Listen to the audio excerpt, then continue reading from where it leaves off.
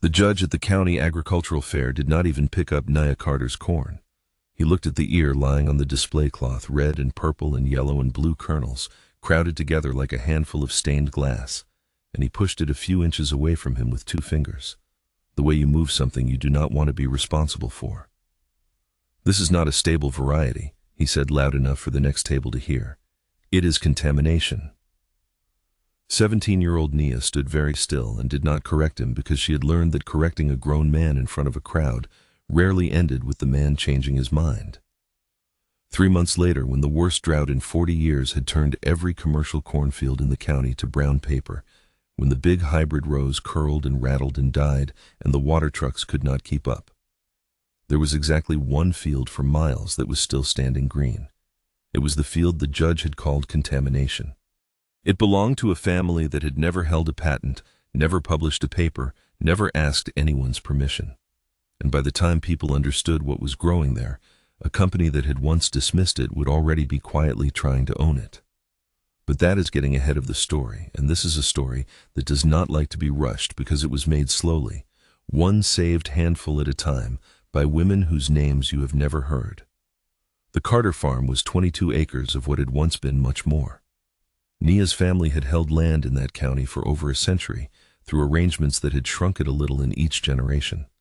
Some of it sold in bad years, some of it taken through the kind of paperwork that poor black families in that part of the country learned to fear, until what remained was 22 acres of farmhouse that needed a roof and a grandmother who was the true wealth of the place. Lottie Carter was 78 years old, small and upright, with hands that had been in soil so long they seemed made of it. She was the current keeper of the seed, which is a phrase that meant more than it sounds like. For 6 generations, the women of the Carter family had grown a particular corn, not bought it, not ordered it from a catalog, but made it year after year by choosing which plants would become the parents of the next crop. The farmhouse itself told the story of the shrinking. There were bright rectangles on the faded wallpaper where furniture used to stand before it was sold, and a hallway of framed photographs that grew from formal studio portraits in stiff collars down to snapshots with curling edges, the family getting smaller and less prosperous in each frame, even as it grew in number because land and money had drained away while children kept being born into less. Nia had grown up understanding, without anyone sitting her down to explain it, that her family had once had more, and that the more had not been lost through laziness or bad luck alone. Some of it had gone in the ordinary hard years that took small farms everywhere. But some of it had gone the way land went for black families in that county, through a tax bill that arrived at exactly the wrong moment, through a survey that came out favoring the white neighbor, through paperwork, written in a language the family had not been allowed to learn to read. The 22 acres that remained were not just a farm. They were the last of something, and everyone in the house carried the quiet math of that. Lottie taught Nia the way she had been taught, which was in the field, with dirt under the nails, and no notebook.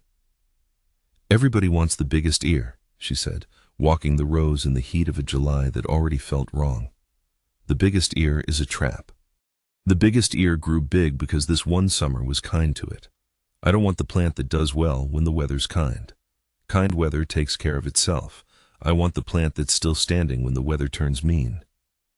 So they did not select for size, they selected for survival. They marked the plants that stayed green when their neighbors wilted, the ones whose leaves curled last in a dry spell, the ones that set good seed in poor soil, and from those, and only those, they saved the corn that would plant next year's field. Do that for 150 years, choosing the tough over the beautiful, and you do not have a garden novelty. You have a variety shaped like the exact hardships of one particular piece of ground. There was a rhythm to the saving that Nia had known her whole life, a set of small rituals that felt like family more than like agriculture. In the fall after the harvest, Lottie and Nia would sit on the back porch with the chosen ears spread on newspaper between them and work the kernels off by hand, thumbs pushing in rows, the dry rattle of corn falling into bowls, sorting by color and by the mother plant they had come from. Lottie could look at an ear and tell you which row it grew in and what the weather had been like the week it pollinated. She kept the record in her head and in her hands, not on paper. And Nia used to think that was just how her grandmother was, until she got older and realized it was how an entire tradition had survived, passed down through fingers and eyes, because for a long time Paper had not been safe or available to people like them. The seed corn went into cloth sacks and then into the cool of the cellar, and each spring it came back out to become the next field, and the circle closed and opened again, and had done so unbroken since before anyone living could remember. Nia did not fully understand yet that this was science. She only knew it was hers. She was a careful girl, more comfortable with a ruler and a notebook than with a crowd fascinated by the machinery of how living things worked. She read plant biology the way other kids read novels, and it was Nia, not Lottie, who first tried to turn the family practice into something the outside world would recognize by making it her school biology project. She measured things her grandmother had only ever felt: how deep the roots went, how long the leaves stayed turgid without rain when the plants shed pollen, and whether that timing helped them beat the heat. She was proud of it. Her teacher, a decent enough man who had simply never seen anything like it, gave her a fair grade and a kind, dismissive comment. "Interesting family gardening project," he wrote. "Consider a more scientific topic next year." Nia kept the paper. Later it would matter that she had dated it. That spring a company called Agravance Seeds came to the county with a program and a smile. Agravance was one of the big agricultural firms, the kind that sold most of the hybrid seed the commercial farmers planted, and its new initiative was framed as Generosity, a program to preserve traditional and heritage seed varieties before they were lost. Their regional representative was a man named Grant Holloway, and he was good at his job, which was not a job that required cruelty. Grant was polished and warm and genuinely believed, or had trained himself to believe, that he was helping. He drove out to the Carter place in a clean truck, admired Lottie's corn with what looked like real appreciation, and offered the family $1,500 for a complete set of seed samples and the research rights to the variety. $1,500 to a family with a roof that leaked and a tax bill that loomed was not nothing. Marcus Carter, Nia's uncle, who had come back to help run the farm after his own troubles and who carried the family's debt like a stone in his coat, wanted to take it. But Lottie read the contract. She read it slowly at the kitchen table with her reading glasses far down her nose, and Nia watched her grandmother's face change from politeness to something harder. "It says here," Lottie said finally, "that once we take their money, we can't grow our own corn without asking them. It says the corn becomes theirs and we become people. They let use it." She set the paper down. "My mother's mother saved this seed through a year we don't talk about. I'm not going to be the one who signed it away for a roof." She said no, and Grant Holloway smiled and said he understood completely and left his card, and that was supposed to be the end of it. To prove that her family's corn was real and worth taking seriously, Nia entered it at the county fair. It was a mistake, or it felt like one that day. The judging table was where she met the word contamination for the first time applied to 150 years of her foremother's work.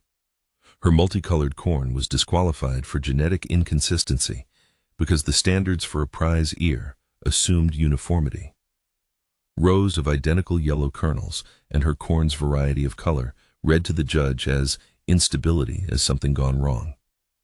The judging tent was full of the county's pride that day, tables of enormous uniform ears and blue ribbons and men in clean caps talking yields, and Nia's little display of colored corn sat among them like a wildflower in a row of hedges. A boy her age named Jonah Mills, whose father farmed a large commercial operation and who had grown up believing that big and uniform meant good, laughed when he passed her table. "It looks like a box of crayons spilled in the dirt," he said, and a few people laughed with him, and one of them repeated it to someone else. And Nia heard the phrase travel down the tent the way a small cruelty travels, gathering a laugh at each stop. She gathered her ears back into her basket and went home and did not cry until she was in the truck. What stung was not just the mockery, it was that the judging standard itself, the official rule book of what made corn good, had no category for what her family's corn was best at. There was a ribbon for size, and a ribbon for uniformity, and a ribbon for the straightest rows of kernels. There was no ribbon for the plant most likely to still be alive when the rain stopped, because in a year of good rain no one thought to ask. It is a particular kind of ache to have something you love called worthless by people who never asked what it was. Then the rain stopped and stayed, stopped, and the county learned the difference between corn that is beautiful and corn that is alive. The drought came on the way. Real disasters do slowly and then all at once. First, It was a dry spell everyone assumed would break, the kind of thing farmers grumbled about at the feed store while checking the sky out of habit. The pond behind the Carter place dropped a foot, then two, until the old fence posts that had stood in the water for years came up out of it streaked and bare. The grass on the roadsides went from green to straw. Dust hung in the air after every passing truck and did not settle, and the light in the evenings turned a strange copper color that would have been beautiful if it had not meant what it meant. Then it was a genuine drought, and the county issued water restrictions, and the commercial farmers who depended on frequent irrigation found themselves rationed at exactly the moment their thirsty hybrids needed the most. Those hybrids had been bred for a world of plentiful water and fertilizer, bred to sprint, to pour everything into big fast ears, and a sprinter is a terrible thing to be in a drought. Their roots were shallow because shallow roots were fine when water came often. Now the top few inches of soil turned to dust, and the shallow roots found nothing, and the big uniform fields began to curl and pale and burn. The Carter corn did something different, and Nia, being Nia, measured it instead of just marveling. She dug careful holes beside the plants and found that the family corn had sent its roots down and down, far deeper than the commercial rows, into soil that still held a little moisture where the hybrids could not reach. She measured the leaf curl, which is a plant's way of protecting itself, closing up like a fist to save water, and found the family corn curled later in the day and opened again at night. She recorded pollination timing and saw that the old variety shed its pollen earlier in the morning before the killing afternoon heat, so its seed set even in the drought. None of this was magic. It was the visible result of 150 years of quietly killing off every plant that could not do these things. Survival had been bred into the corn so slowly that no one had ever written it down. But it was there, in the roots and the leaves and the timing. And now, in a brown county, it was standing green. It did not take long for people to notice the one green field, and it did not take much longer for Agravance to unveil something that made Nia's stomach drop. The company announced an experimental drought-resistant corn, a new variety in trials, and when Nia saw the descriptions of its traits, the deep rooting, the delayed leaf curl, the heat tolerance, she felt she was reading a description of her grandmother's corn, written in a stranger's handwriting. When a local reporter asked Agravance where the drought-resistant traits had come from, the company's answer was smooth and unfalsifiable. The genetics had been developed from public and heritage genetic resources, not stolen, sourced, a word doing a great deal of quiet work. Nia remembered the fair. She remembered that during the long judging day, her display had sat unattended for hours while she was off getting food, her ears of corn out in the open on a cloth for anyone to handle. Anyone could have taken a few kernels, and here was the thing that made her feel sick and small. Her family had no patent, no registered variety, no official documentation. In the eyes of the law, a seed nobody had filed paperwork on was very close to a seed that belonged to nobody, which meant it could quietly become a seed that belonged to whoever filed first. 6 generations of women had made this corn, and because they had made it the old way, through hands and memory, instead of lawyers and labs. The family appeared on paper to own nothing at all. Marcus wanted to make a deal. He was not a weak man, and he was not a greedy one. He was a frightened one, watching a tax deadline come at the farm like weather. "If they used our corn, they owe us, and they've got money," he argued one night, his voice low, so it wouldn't carry to Lottie's room. "We take a settlement, we pay the debt, we keep the land. What good is being right if we lose the farm being right on?" It was not a stupid question. It was in fact the hardest question in the whole story, and Nia did not have an answer for it yet. It was Lottie who changed the ground under the argument. She had Nia help her carry a wooden crate up from the cellar, and inside it, wrapped in cloth, were 12 glass jars of seed. Each jar was labeled in a different hand, some in faded pencil, some in ink, and each label bore a woman's name: Della, Josephine, Ruth Ann, Mary, names going back further than any deed the family still held. "This is Della's," Lottie said, lifting a jar of deep red kernels. "She's the one who started saving the red for how it stood the heat, back before my grandmother was born. And this is Josephine's, she brought in the blue." She went through them one by one, and with each jar there was a story, not a legal record, but a record, a chain of women handing survival forward. And there were papers too, at the bottom of the crate, handwritten selection notes, a mother telling a daughter which plants to keep, and why spanning 6 generations. It was not the kind of proof a courtroom was built to accept.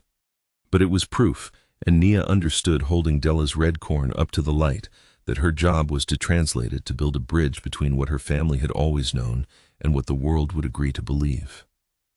Before she could translate anything, Nia had to learn to measure like a scientist and not like a hopeful girl. And the difference nearly broke her patience.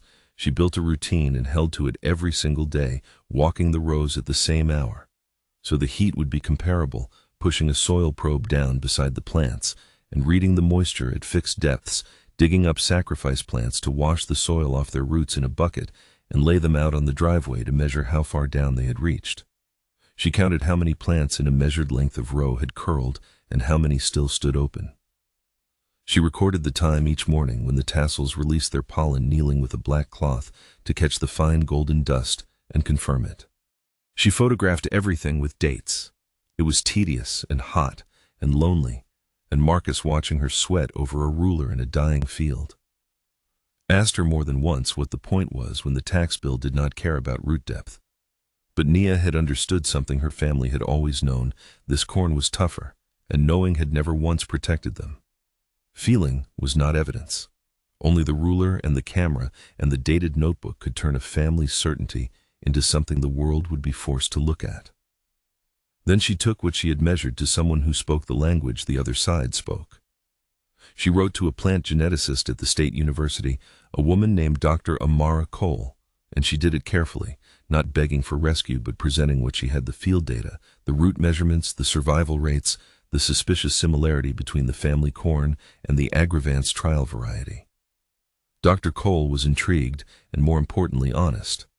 She warned Nia off the easy conclusion right away. Multicolored corn, she explained, does not by itself prove anything special. Plenty of ornamental corns are colorful and nothing more. Color was not evidence. What might be evidence was genetics-specific measurable markers in the DNA and morphology carefully documented, and a proper comparison done by someone with no stake in the answer. She would help Nia document the plants correctly and arrange an independent genetic comparison, but she would not. She said, put her name to a conclusion the data did not earn. Nia found that she trusted Dr. Cole more for the refusal. The heat, meanwhile, kept climbing, and it revealed something neither Nia nor Agravance had predicted. The company's experimental plot did survive the drought better than ordinary commercial corn. Its borrowed traits were real. But Nia's field, the original, outperformed even the Agravance version. Her corn stood greener and set better seed than the company's trial rows. At first, this seemed strange. If Agravance had copied her corn, why was the copy worse than the original? Then Nia understood, and the understanding was the most important thing she learned all summer. Agravance had taken the seed, but they had not taken the practice. They had copied the genetics at one moment in time and moved them into their own breeding program and their own idea of good soil. But the Carter corn was not just genetics. It was genetics plus 150 years of being selected on this ground in this soil against these exact hardships. The company had a photograph of the corn. The family had the living thing, still being shaped, still adapting. You could steal the seed. You could not steal the 6 generations of choosing. That gap between the copy and the original would turn out to be the difference between the family having a grievance and the family having a case. Nia tested the idea before she trusted it. She planted a small strip of the Agravance trial variety beside her own family rows in the same soil, watered the same way, and she measured both through the worst of the heat. The company's corn held up. It was genuinely better than the ordinary hybrids, its roots reaching deeper, its leaves lasting longer. But side by side, plant against plant, the family corn beat it on the same ground, and the margin was not small. It was the clearest proof yet of what she suspected. A variety is not a fixed object you can photograph and reproduce. It is a living conversation between a plant and a place. And Agravance had walked in on the conversation, copied one line of it, and walked out believing they had the whole thing. What they had was a snapshot of a corn that was still in the Carter field, quietly getting better every year that Lottie and now Nia chose its parents. The theft was real. But it was also, in a strange way, incomplete, and its incompleteness was going to be the thing that saved the family. The genetic comparison was not a thing Nia could do herself. and Dr. Cole was careful to explain the process so that Nia would understand both its power and its limits. They would take leaf tissue from the Carter plants, extract the DNA, and look at specific stretches of it, genetic markers, short signposts, scattered through the genome that vary from variety to variety. Common markers, the ones shared by half the corn in the country, would prove nothing. But every variety also carried rarer variants, and if the Carter corn and the Agravance trial line shared several rare markers that seldom appeared together elsewhere, that pattern would be very hard to explain by coincidence. Getting Agravance's material to compare against was itself a small drama. The trial variety was proprietary, but the company had planted demonstration plots and distributed samples to a handful of cooperators, and Dr. Cole was able to obtain a legitimate sample through proper university channels documented so that no one could later claim it had been mishandled. Nia learned to think in terms of chain of custody, of keeping every sample labeled and sealed and accounted for, because she understood now that the truth was not enough on its own. The truth had to arrive clean with its papers in order, or the other side would drown it in doubt. Dr. Cole's independent comparison came back after weeks that felt like years. The analysis found rare genetic markers, unusual variants not common in ordinary corn, that were shared between the Carter variety and the Agravance trial line. Shared rare markers are the genetic equivalent of a fingerprint. Common traits could be coincidence, but rare specific ones, showing up in both places, pointed hard at a common origin. It was not a confession. Corporations do not confess. But it was the kind of evidence that made the company's words sourced start to look like a coat thrown over something. Grant Holloway came back to the Carter farm, and this time he did not offer $1,500. He offered a large confidential settlement, a number with enough zeros to make Marcus put his hand over his mouth, in exchange for the family releasing all claims and keeping quiet. It was on its face everything they needed. It would erase the debt. It would fix the roof and pay the taxes and secure the 22 acres for another generation. And it would, in the same stroke hand, Agravance permanent uncontested control of the variety and bind the family to silence forever. The corn that 12 women had saved would legally become the property of the company that had called it Contamination, and the Carters would have signed the paper themselves. Nia sat with that offer for 3 sleepless nights, and she would not pretend to you that it was easy, because it was not. She was 17, and she was being handed the power to erase her family's fear in a single signature, and turning that down felt some hours like arrogance, like a child playing with the roof over her uncle's head for the sake of a principle. She did the math the way Marcus did it, and the numbers were merciless. The settlement solved everything, the trust only partly solved. She thought about Lottie's leaking roof and the buckets in the upstairs hall when it rained. She thought about how tired her grandmother looked. And then she thought about the 12 jars, and the women whose names were on them, none of whom had ever been offered anything at all. All of whom had chosen the harder, slower faithfulness of keeping the seed alive for someone they would never meet. She understood that the offer was not really money for corn. It was money to make the family stop existing as the keepers of something, to convert them one final time from stewards into sellers, the way every shrinking generation before them had been converted. And she found she could not be the one to close that circle. The argument that followed was the truest thing in the whole story, because there was no villain in the room, only people who loved the same farm and disagreed about how to save it. Marcus laid out the math, and the math was on his side. Take the money, keep the land live. Nia laid out the future, and the future was on hers. Take the money, and the corn stops being the community's and becomes one more thing a company owns, and every small farmer who might have grown it in the next drought is locked out, and the whole meaning of what her foremothers did gets erased with a signature. Lottie listened to both of them from her chair, and when she finally spoke, she did not raise her voice. I have watched this family sell pieces of itself to survive my whole life, she said. Every time it kept us alive one more year, and every time we were smaller after.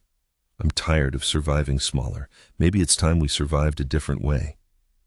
It was not a decision yet, but it was permission to look for another door. Nia found the door, and it was not a settlement. She proposed placing the variety in a community-controlled seed trust, not the family's private property, and not the company's, but a shared resource held by an organization of small local farmers, the Cedar Grove Cooperative, with rules. Any farmer could grow the corn if they agreed to return seed and their own field data to the network, so the variety would keep being improved, keep adapting, keep being shaped by many hands and many soils, the way it always had. It would generate a modest income to sustain itself in the farm, but no one would get rich, and no one could ever again call it worthless, and then quietly own it. The Cedar Grove Cooperative was not a grand organization. It was a couple dozen small farmers, black and white, and a few families who had been in the county so long they defied easy categories, who had banded together years earlier just to buy supplies in bulk and share a grain drill nobody could afford alone. They met in a church basement with folding chairs and a coffee urn, and when Nia stood up in front of them, 17, and nervous to explain the idea of a seed trust, she was not sure they would take a teenager seriously. But several of them were watching their own commercial fields die that very summer, and several more remembered when everyone had saved their own seed before the catalogs and the contracts. And an old farmer named Whitfield said, what a lot of them were thinking, I've been buying seed. I'm not allowed to save for 30 years, and this year it died in the ground and I couldn't do a thing about it. Girls offering us corn we can keep. I don't see the argument. They agreed to grow test plots on their different soils, sand and clay, and the bottomland by the creek, and to share what happened on each, so the variety could be tested and improved across the whole patchwork of the county's ground. The corn would go out into the community, not as a product but as a commons, the way it had lived for 150 years, before anyone thought to put a price on it. Agravance responded to the idea of a trust with lawyers. The company threatened legal action, claiming that distributing the disputed genetic material it was itself accused of having taken infringed on its rights. It was an audacious move, and it was also a tell you do not send lawyers to stop the free sharing of a seed you truly believe is worthless. Then two things happened close together, one lucky and one cruel. The lucky one came from Jonah Mills, of all people, the boy who had compared her corn to spilled crayons. Something had been working on Jonah all summer. He had watched his own family's commercial fields, the big uniform rows he had been so proud of, curl up and die while the corn he had mocked stood green a few miles away, and a boy who is honest with himself cannot watch that and keep believing everything he believed in the spring. He started paying attention. Jonah's father subscribed to a farm news service that had run photos and video from the county fair hours of B-roll footage of the tents and the tables, and Jonah, going back through it for reasons he could not quite have named, found something in the background of one long clip. There, behind the reporter's shoulder at Nia's unattended display during the middle of the judging day, was a man in an Agravance polo shirt. He glanced around, leaned over her ears of corn, twisted several kernels loose and slipped them into his shirt pocket, then walked on as if he had been admiring the flowers. It was all there, time-stamped in a video the company itself did not know existed. Jonah watched it 3 times to be sure, and then he drove out to the Carter farm and knocked on the door and played it for Nia on his phone, awkward and ashamed, and said only, I was wrong about your corn. This is the least I can do. It was the beginning of him becoming a different kind of person than the one who had laughed. The cruel thing happened a week before the formal seed rights hearing. Lottie collapsed in the kitchen and was taken to the hospital, her heart finally objecting to 78 years of carrying everyone else. Nia had been counting on her grandmother to be the one to read the jars, to stand in front of the officials with the authority of the woman who had actually known some of those long-dead namesakes whose voice carried a century of the county in it. Without her, the plan felt suddenly thin, a teenager and a crate against a wall of matching folders. She was stable, the doctor said, but she would not be able to stand up in any hearing and read the names off 12 jars. That work, and the weight of it, fell entirely to Nia. She sat by her grandmother's hospital bed the night before, terrified, and Lottie, drifting in and out, held her hand and said, You don't have to be loud, baby. You just have to be true. The jars will do the rest. Then she squeezed once and told her to go home and sleep, which Nia did not do. The hearing was held in a county building with fluorescent lights and a long table of officials and a row of Agravance representatives with matching folders, and Grant Holloway sitting among them, looking for the first time uncertain. Nia was 17 and alone at the small table with a crate beside her chair. She presented it all in the order Dr. Cole had helped her build, the field data showing survival and root depth and pollination timing, the genetic analysis and its rare shared markers, the fair footage of a man in an Agravance shirt pocketing her seed, and Dr. Cole herself, who testified in careful, unshakable scientific language that the two varieties shared markers that did not appear by chance. And then last, Nia lifted the 12 jars out of the crate one at a time and set them on the table in a row, and she read the name on each one, and she told the officials what each woman had contributed. Della, who chose the red for the heat. Josephine, who brought the blue. Ruth Ann. Mary. 6 generations of selections standing in glass in front of them. She had been afraid she would break down, but she did not, because she was not performing grief. She was presenting a chain of custody. When she was done, she said the thing that stayed in the room after everything else faded. She looked at the Agravance table at Grant Holloway and she said, "You called it genetic material after you found out it was valuable. Before that, you called it contamination. It was the same corn both times. The only thing that changed was whether you thought you could own it." No one had an answer for that, because there was no answer for it.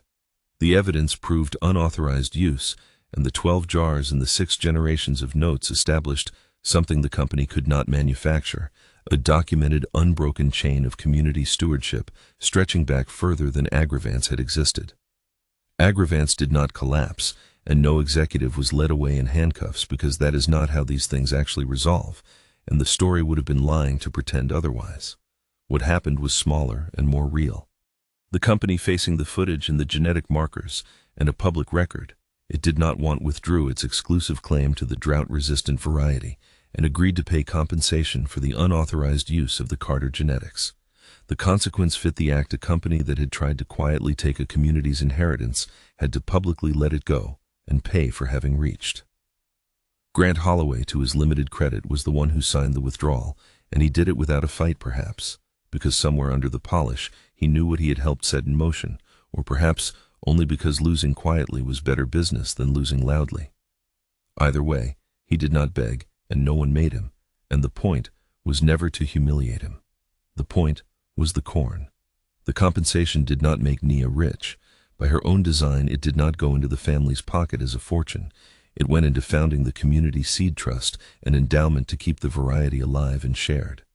The Carter farm's debt was paid, and the 22 acres were secured, which was the whole thing Marcus had been fighting for. And he got it, not through a settlement that erased the corn, but through a trust that protected it. He came around slowly and then completely when he saw the Cedar Grove farmers lining up to grow the seed on their own dying ground.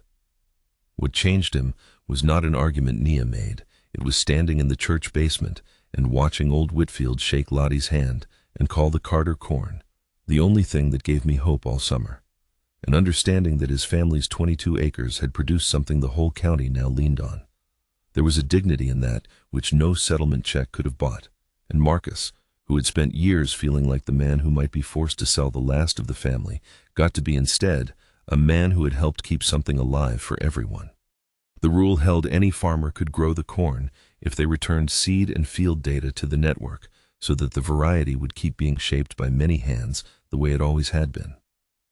Nia won a plant biology scholarship on the strength of the work, and she took it, but she did not leave the farm behind. She just had a new set of tools now to bring back to it.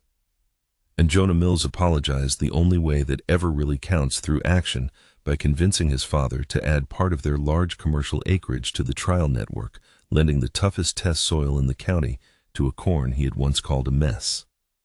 Lottie came home from the hospital thinner and slower but sharp as ever, and Nia had something waiting for her. On the shelf beside the 12 jars in the cool of the cellar where the seed was kept, there was now a 13th jar. Its label was in Nia's careful hand, and it bore Nia's own name filled with seeds she had selected herself, that hard, dry, extraordinary summer, from the plants that had stood green when everything else in the county had died. Lottie stood in front of the shelf for a long time. Then she reached out and turned the new jar a quarter turn so its label faced squarely out with all the others joining the row, and she said, "Well, there you are." That was all. It was enough.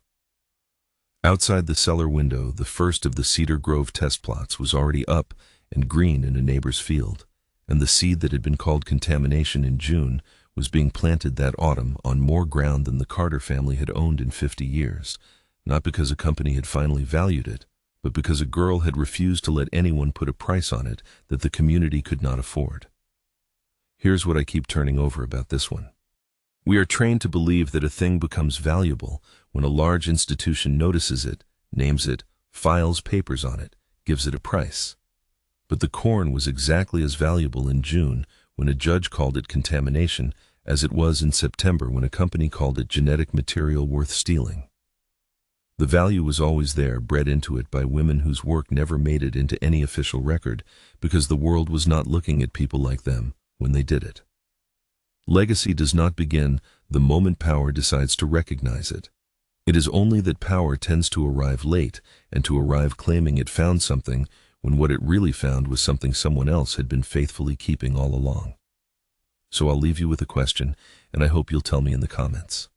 What has your family kept a recipe, a skill, a piece of land, a way of doing something that the wider world would call ordinary, but that you know is worth far more than anyone outside ever measured?